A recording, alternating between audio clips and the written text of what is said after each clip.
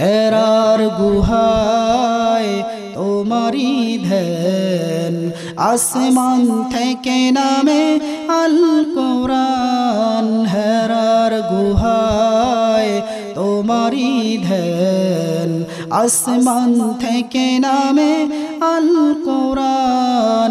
Bungalow সবার ভুল তোমারি তরে, আসলো কোরআনের ছায়া তলে। খালিদ ওমর আলী আবু বকর, ইসলামী ঝান্ডা নিল যে তুলে। আল আমিন তুমি ছিলে যে সদা, সকল মানুষের তরে। হে রাসূল তোমাকে ভুলি আমি কেমন করে, হে রাসূল তোমাকে ভুলি আমি কেমন করে। আলহামদুলিল্লাহ, আল্লাহ পাক আমাদেরকে এই দুনিয়াতে এত সুন্দর করে এই পৃথিবীকে সাজিয়ে আশরাফুল মাখলুকাত হিসেবে আমাদেরকে সৃষ্টি করে এত সুন্দর করে বসবাসের জন্য উপযোগী করেছেন এই পৃথিবীকে। এত সুন্দর পৃথিবীর উপরে খুঁটিবিহীন আসমানকে সাজিয়েছেন আমাদের জন্য চাঁদ স্বরূপ। যে আসমান থেকে আমরা সূর্যের আলো পাই, যে আসমান থেকে চাঁদের আলো পাই, যে আসমান থেকে আমরা বৃষ্টি পাই। আল্লাহ রাব্বুল আলামিন এত সুন্দর করে সৃষ্টি করেছে শুধুমাত্র আমাদের জন্যই। একদিন না একদিন আল্লাহ পাকের ইচ্ছাতে আল্লাহ পাক এই সুন্দর পৃথিবীকে, এই সুন্দর আসমানকে ধ্বংস করে দিবেন। আর এই ধ্বংসের লীলাখেলা শুরু হয়ে যাবে। আল্লাহ পাক সূরাতুল ইনফিতর মধ্যে বলে দিয়েছেন স্পষ্টভাবে, হে মানুষ, আমি তোমাদেরকে সৃষ্টি করেছি একমাত্র আমার ইবাদত করার জন্য। তোমরা কেন গাফেল হয়ে গিয়েছো? পৃথিবীর যত সম্পদ আমি তোমাদের জন্য দিয়েছি, সকল সম্পদ, এবং তুমি ব্যক্তি সহ, তোমরা মানুষ সহ, তোমরা সবাই আমারই। তোমরা দুনিয়াতে যে খেল তামাশায় মগ্ন হচ্ছ, তোমরা একদিন না একদিন আমার কাছে ফিরে আসবে। আর সেদিন হবে আমারই কর্তৃত্ব। তোমরা সেই কথা স্মরণ করো। সেই কথা স্মরণ করার জন্য আল্লাহ পাক বলে দিয়েছেন, বিসমিল্লাহির রহমানির রহিম, ইযাস সামাউ ফাতারাত ওয়া ইযাল কাওয়াকিবু ইনতাসারাত ওয়া ইযাল বিহারু ফুজ্জিরাত। আল্লাহ পাক বলে দিয়েছেন এখানে, ইযাস সামাউ ফাতারাত, যখন আকাশ ফেটে যাবে, আকাশ চূর্ণ বিচূর্ণ হয়ে যাবে, তখনই বুঝে আসবে সৃষ্টিকর্তা যে একজন রয়েছে। এরপর আল্লাহ পাক বলে দিয়েছেন, ওয়া ইযাল কাওয়াকিবু ইনতাসারাত, যখন এই বিশাল বিশাল সমুদ্র, মিঠা পানি, লবণাক্ত প্রাণী, সব পানি যখন একাকার হয়ে যাবে, মিশ্রিত হয়ে যাবে, তখনই চিনবে আমাকে, আমি যে একজন সৃষ্টিকর্তা রয়েছি। তখনই তোমাদের হুঁশ আসবে। যখন সেই সময় ঘনিয়ে আসবে, আল্লাহ পাক বলে দিয়েছেন, ওয়া ইযাল বিহারু ফুজ্জিরাত, যখন নক্ষত্রাদি খসে পড়বে, নক্ষত্রাদি আসমান থেকে খসে পড়বে। ওয়া ইযাল বিহারু ফুজ্জিরাত, সমুদ্রদ্বয়ে একাকার হয়ে যাবে। ওয়া ইযাল কুবুর বু'সিরাত, যখন কবর থেকে মানুষ উঠতে থাকবে, যখন এই মাটিকে উল্টিয়ে দেওয়া হবে আর এই মাটি সকল কিছু বের করে দিবে, এই মাটির বুকে যত মানুষ দাফন হয়েছে সকল মানুষ বেরিয়ে আসবে। এরপর আল্লাহ পাক বলেন, আলিমাত নাফসুম মা কদ্দামাত, এই ঘটনা ঘটিবার পর মানুষ তার পূর্ব যাবতীয় আমল সম্পর্কে অবহিত হবে, সে জেনে যাবে তার আমল সমূহ সম্পর্কে। অতঃপর আল্লাহ তাআলা ধমকের সুরে বলে দিয়েছেন, ইয়া আইয়ুহাল ইনসানু মা গররাকা বিরাব্বিকাল কারীম, ওহে মানুষ তোমার কি হয়েছে, তোমার কেন হুঁশ হচ্ছে না, তুমি কেন ভাবছো না আমি এই পৃথিবীকে এমন একটি পরিস্থিতি করব, সে সময়ের কথা তুমি কেন ভাবতে পারছো না? সাহাবায়ে কেরাম বললেন, হযরত ওমর ফারুক রাদিয়াল্লাহু তাআলা আনহু বললেন যে মানুষের অজ্ঞতায় মানুষদেরকে এসব বিষয় থেকে গাফেল করবে, মানুষের জ্ঞান শূন্যতার কারণে মানুষ এই বিষয় থেকে অনেক পিছিয়ে রয়েছে। আর সেই বিষয়ে তাফসীর করার জন্য ওই ওয়াজ মাহফিল, তাফসীর মাহফিল, মানুষদেরকে কোরআন সম্পর্কে জ্ঞান দেওয়ার জন্য আল্লাহ পাক কোরআনুল কারীমে কোন কোন বিষয় সম্পর্কে আমাদেরকে জানিয়েছেন, সেই বিষয় সম্পর্কে জানার জন্য প্রত্যেকটি মহল্লায় মহল্লায়, প্রত্যেকটি গ্রামে এই তাফসীর মাহফিল অনুষ্ঠিত হয়।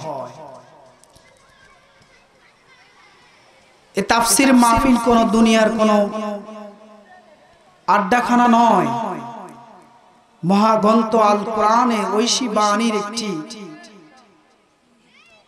আলোচনা সভা। আসুন আমরা সেই আলোচনা সভাকে জান্নাতের বাগান মনে করে যেন সবাই তাফসীর মাহফিল শুনতে পারি, সে ইখলাসের নিয়তে মন মানসিকতাকে উদার করে দল মত নির্বিশেষে কোরআন শোনার জন্য এই তাফসীর মাহফিলে আমরা বসে যাই, আমরা প্রস্তুতি গ্রহণ করি পরবর্তী আলোচকদের আলোচনা শোনার জন্য। কারণ এই রাজশাহ কইরা এরকম তাফসীর মাহফিল খুবই বিরল ছিল। আল্লাহ পাক কবুল করেছেন আস্তে আস্তে এই সমাজ থেকে অপসংস্কৃতি দূর করার জন্য। আল্লাহ পাক আমাদেরকে তৌফিক দিয়েছেন এই তাফসীর মাহফিলকে দাঁড় করানো। আল্লাহ পাকের কাছে অসংখ্য অসংখ্য শুকরিয়া জ্ঞাপন করছি যে সমাজ আমাদেরকে শিখিয়েছে কিভাবে শিরক করতে হয়, কিভাবে বেদাতি কাজ করতে হয়। এই সমাজ আমাদেরকে শিখিয়েছে কিভাবে সুদ খেতে হয়, ঘুষ খেতে হয়। এই সমাজ আমাদেরকে শিখিয়েছে বেফানা বেপরদা নারী পুরুষ একাকার কিভাবে এই সমাজ জনবহুলে বসবাস করে। এই সমাজ আমাদেরকে শিখিয়েছে ব্যক্তিগতভাবে ইসলামকে মানা। আমার ইসলাম আমি মানব, তুমি বলার কে? আমি বলি আল্লাহ পাক যে বলেছেন ওয়াতাসিমু বিহাবলিল্লাহি জামিয়া ওয়ালা তাফাররাকু, তোমরা আমার এই দ্বীন ইসলামকে, আমার রজ্জুকে আঁকড়ে ধরো, তোমরা পথভ্রষ্ট হইও না, তোমরা জামাতবদ্ধভাবে আমার ইসলামকে, আমার রজ্জুকে, আমার দ্বীনকে, আমার কোরআনকে, আমার রাসূলকে, আমার রাসূলের হাদিসগুলোকে আঁকড়ে ধরো। তোমরা বিচ্ছিন্ন জীবন যাপন করো না। যদি আমরা যে বিচ্ছিন্ন জীবন যাপন আমরা চালাই, তো আল্লাহ পাক বলেছেন এই পৃথিবীকে আমি ধ্বংস করে ছাড়বো। এই পৃথিবী একদিন ধ্বংস হয়ে যাবে। এত সুন্দর পৃথিবী, আমি জন্ম হওয়ার আগে পৃথিবী নামক এই পৃথিবী শব্দটা আমি জানতাম না। আমি জন্ম হওয়ার আগে বাংলাদেশ নামক এই দেশ, আমি কি এই দেশে বসবাস করব না ভারত না পাকিস্তান না সৌদি আরব, আমি জানতাম না। তাহলে কিসের এত গর্ব, কিসের এত অহংকার আমাকে গ্রাস করে রাখছে? একটি শিশু জন্মগ্রহণ করার পর তার বয়সটা আস্তে আস্তে বাড়তেছে, তো বাড়তেছে, বাড়তে বাড়তে একটি পর্যায়ে যখন চলে আসে তখন সে দুনিয়ায় মগ্ন হয়ে যায়, দুনিয়ার এই খেলতামাশায় মগ্ন হয়ে যায়। আমাদের এই দুনিয়াতে কেন প্রেরণ করেছেন আল্লাহ পাক? আমাদের সৃষ্টিকর্তা যে একজন আল্লাহ, আমাদের একজন যে মহান নেতা রয়েছে মুহাম্মদ রাসূলুল্লাহ সাল্লাল্লাহু আলাইহি সাল্লাম, আমাদের এই কোরআন, আমাদের হাদিস সম্পর্কে আমাদের এই ছোট ছোট বাচ্চাদের থেকে শুরু করে আমাদের হায়াত মৃত্যু পর্যন্ত আমাদের জীবনকে আমরা কতটুকু ইস্তেকামত করতে পেরেছি, আমাদের লক্ষ্য উদ্দেশ্যকে কতটুকু স্থির করতে পেরেছি, সেটাই প্রশ্ন থেকে যায়।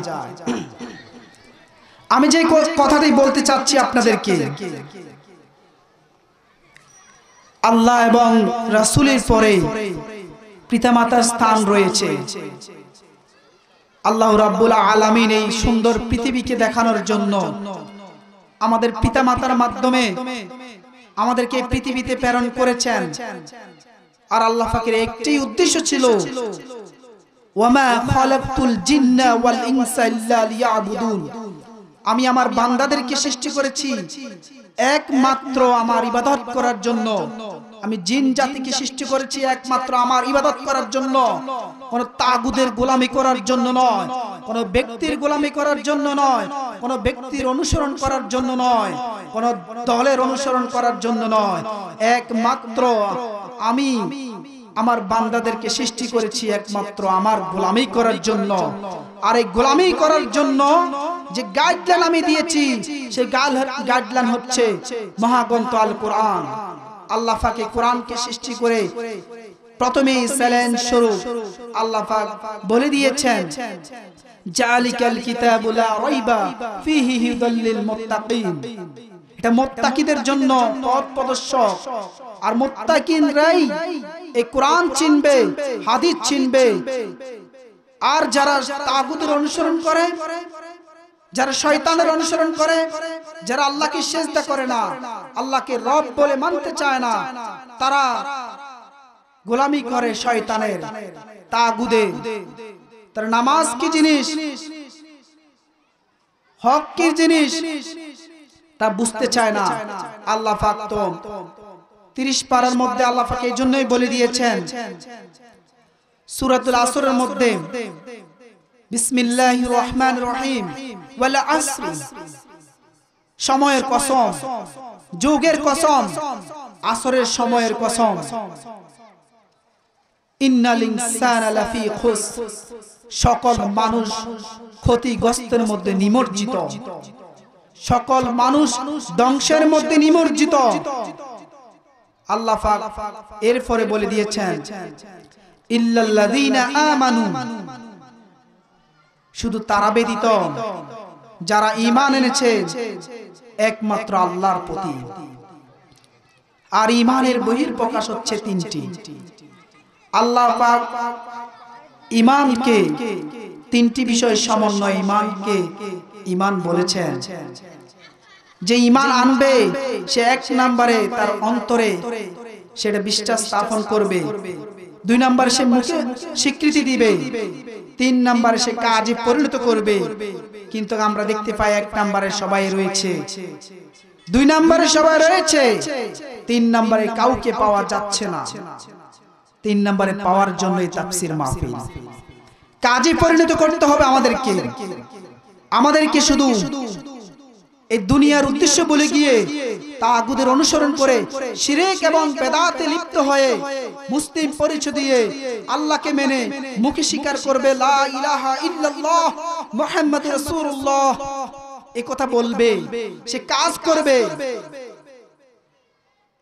কাজ করবে বিভিন্ন মাজারে গিয়ে সেজদা দিবে, বিভিন্ন মাজারে উরুস করাবে, বিভিন্ন মাজারে গিয়ে মোমবাতি দিবে, আগরবাতি দিবে।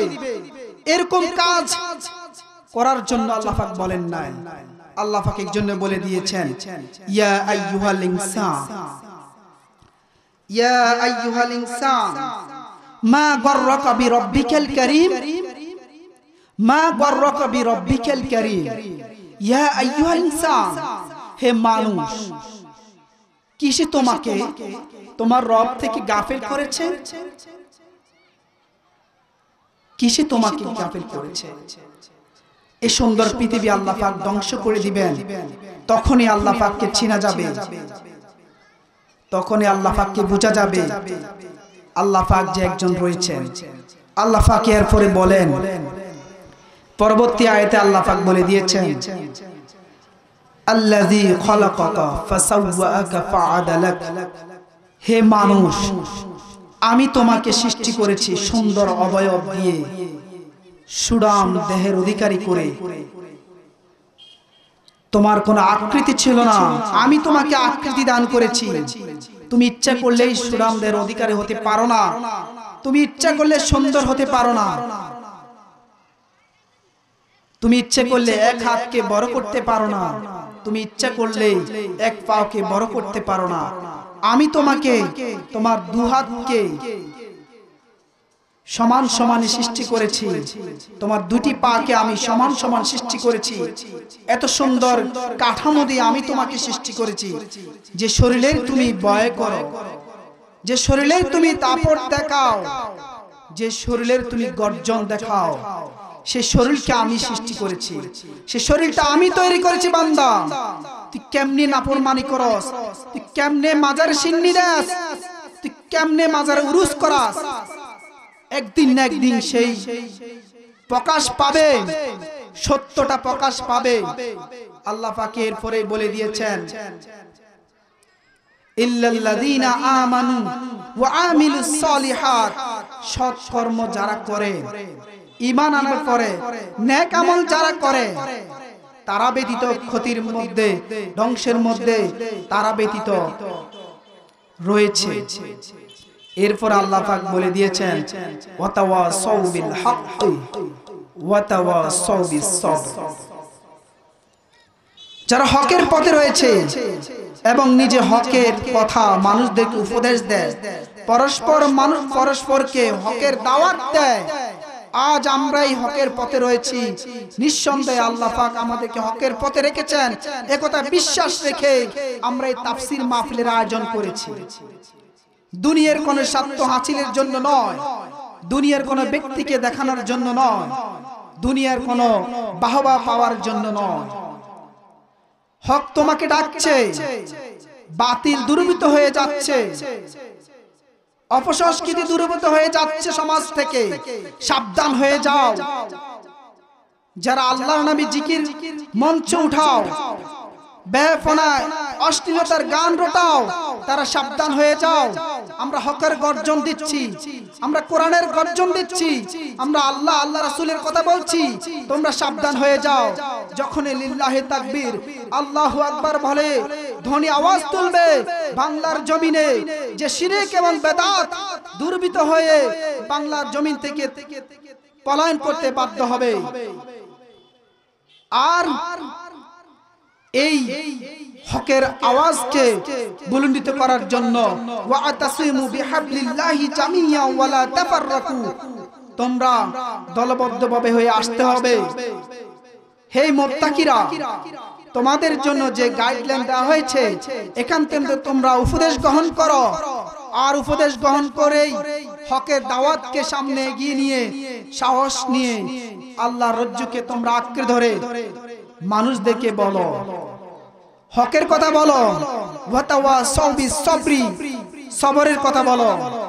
আর এই হক যখনই তুমি সামনে উপস্থাপনা করবে, হকের কথা যখনই তুমি মানুষদেরকে বলবে, বাধা আসবেই। যখনই তুমি মাজার সম্পর্কে কথা বলবে, বাধা আসবেই। যখনই তুমি বেপরদার কথা বলবে, তখন বাধা আসবেই। যখনই তুমি বেদাতের কথা বলবে, তখন বাধা আসবে। আমি বলতে চাচ্ছি, হক যে মানুষগুলো রয়েছে, তোমরা একাকার হয়ে যাও, বাতিলরা পলায়ন করবেই। আজ আমরা মিশে গিয়েছি, হকের সাথে বাতিল একসাথে হয়ে গিয়েছি, যার কারণে হক কারা, বাতিল কারা, ভালো পথে রয়েছে কারা, খারাপ পথে রয়েছে কারা, আমরা ভুলে গিয়েছি। আর আমরা এই চিনার জন্য আল্লাহ পাক আমাদেরকে গাইডলাইন দিয়েছে। আজকে এই বিষয়টা উন্মোচন হবে, আজকে হক উন্মোচিত হবেই হবে। সম্মানিত উপস্থিতি, আল্লাহ পাক এই ধ্বংসের লীলা খেলা অতি শীঘ্রই হতে যাচ্ছে।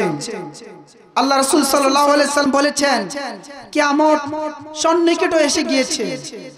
হে মানুষরা, হে সাহাবারা, তোমরা এই কিয়ামত সম্পর্কে কতটুকু তোমরা নিজেদেরকে নিজেরা পরিশুদ্ধ করতে পেরেছ? কিয়ামত সম্পর্কে তোমরা কতটুকু প্রস্তুতি গ্রহণ করেছ?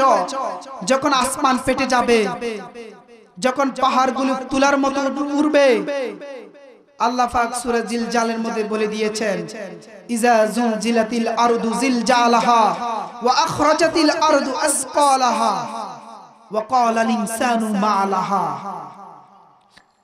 ইজা জুলজিলাতিল আরদু জিলজালাহা, যখন এই পৃথিবী নিজ প্রকম্পে প্রকম্পিত হবে, ওয়া আখরাজাতিল আরদু আসকালাহা, যখন মানুষ তখনই এই বিষয় সম্পর্কে জ্ঞান ধারণ করবে, তখন মানুষের হুঁশ হবে। আর মানুষগুলো বলবে, ওয়াকালাল ইনসানু মা লাহা, পৃথিবীর কি হলো? পৃথিবী কাঁপছে কেন? পৃথিবী লড়ছে কেন? পাহাড়গুলো তুলার মতো উঠছে কেন? আসমান কেন ভেঙে পড়ছে? তারকারাজি কেন খসে পড়ছে? তখনই মানুষের হুঁশ হবে, তখনই মানুষ বুঝতে পারবে এই পৃথিবী ধ্বংস হবেই। মানুষ তখনই মানুষের যে রব রয়েছে, সে রব সম্পর্কে ধারণা আসবে। এই পৃথিবী ধ্বংস হয়ে যাওয়ার পরই তখন আফসোস করবে, কোনো লাভ হবে না। হে মানুষ, হে কইরা রাজশাহীর মানুষ, আমি ক্ষুদ্র মানুষ তোমাদেরকে বলছি, তোমরা ভালোর পথে আসো। প্রত্যেকেরই নিজ নিজ থেকে শুধরে যাও। হককে চিনার জন্য ইকরা বিসমি রাব্বিকাল্লাযী খলাক, আল্লাহর নামে পড়াশোনা শুরু করে দাও। আমার বাবাদেরকে বলছি, আমার মুরব্বীদেরকে বলছি, আপনার ছেলেকে, আপনার মেয়েকে হক শিখান, কোরআন শিখান, হাদিস শিখান।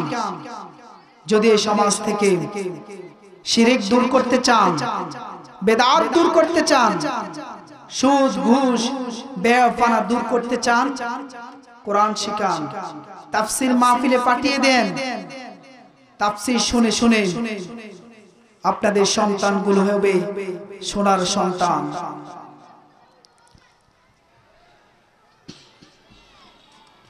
সম্মানিত উপস্থিতি, আল্লাহ পাক যখন এই পৃথিবী ধ্বংস করে দিবেন, তখন আমরা যখন এই পৃথিবীতে আসার আগে যেমন ছিলাম, পৃথিবী নামক এই উপগ্রহ গ্রহটি যে ছিলই না, তখনই সেটাও থাকবে না। সব কিছু একাকার হয়ে এই পৃথিবীকে প্রশস্ত করে দিয়ে এই আসমান জমিন মিশিয়ে দিয়ে আল্লাহ পাক তখন ঘোষণা করবেন, লিমানুল মুলক, লিমানুল মুলক, লিমানুল মুলকিল ইয়াউম ওয়াহিদুল কাহ্হার। আজকের রাজ্যত্ব কার? আজকের ক্ষমতা কার? হে মানুষ, হে মানুষ, কোনো জবাব থাকবে না। আল্লাহ পাক এই পৃথিবীকে ধমক দিয়ে বলবেন, এ পৃথিবী, তোর গাছগুলা কই? তোর বুকে এই খনিজ পদার্থগুলা কই? এত সুন্দর মানুষগুলা কই? তখন কারো কোনো জবাব থাকবে না। এই পৃথিবী ধ্বংস হয়ে যাওয়ার পর, কিয়ামত শেষ হওয়ার পরেই আল্লাহ পাক আমাদেরকে আবার জীবিত করবেন। আল্লাহ পাক এরপরে বলে দিয়েছেন, ওয়া ইন্না আলাইকুম লাহাফিজিন কিরামান কাতিবিন ইয়ালামুনা মা তাফআলুন। হে মানুষ, তোমরা মনে করো না তোমাদেরকে আমি এমনি এমনি সৃষ্টি করে ছেড়ে দিয়েছি। তোমাদের জন্য যে ফেরেশতা নিয়োগ করে দিয়েছি, সেই ফেরেশতা এই কিয়ামতের ময়দানে তোমাদের আমলনামা আমাকে দেখাবেন, আমার কাছে জমা দিবেন। কোথায় কিভাবে লিপিবদ্ধ করে দিয়েছে সব কিছুর হিসাব আজকে তোমাদেরকে দেওয়া হবে। ফামান ইয়ামাল মিসকালা যাররাতিন খায়রান ইয়ারা ওয়া মান ইয়ামাল মিসকালা যাররাতিন শাররান ইয়ারা। সেদিন অনুপরিমাণ নেক আমল করলো সেটাও দেখানো হবে, অনুপরিমাণ গুনাহ করলো সেই আমলটাও দেখতে পাবে। যাওয়ার পরে সুযোগ নেই। আসুন এই সুন্দর তাফসীর মাহফিলকে গড়ে তোলার জন্য, বাংলার জমিনে হককে উদ্ভাসিত করার জন্য, ওয়া'তাসিমু বিহাবলিল্লাহি জামিআন ওয়া লা তাফাররাকু, এই আয়াতকে অনুসরণ করে আমরা হক যারা রয়েছে, যারা হকের কথা বলি, যারা ঈমান এনেছি, ঈমানের কথা বলি, যারা কোরআনকে ভালোবাসি, যারা হাদিসকে ভালোবাসি, যারা রাসূলকে ভালোবাসি, যারা ইসলামকে ভালোবাসি, তারা এক হয়ে যায়। যারা শিরক এবং বিদআত করছে, যারা তাগুতের অনুসরণ করছে, তারা এমনিতেই পলায়ন করবে।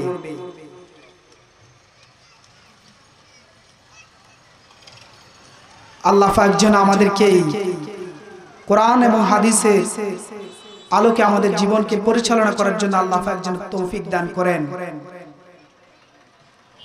আর অনেক কথা রয়েছে, এই প্রথম আমি আলোচনার স্টেজে বসলাম।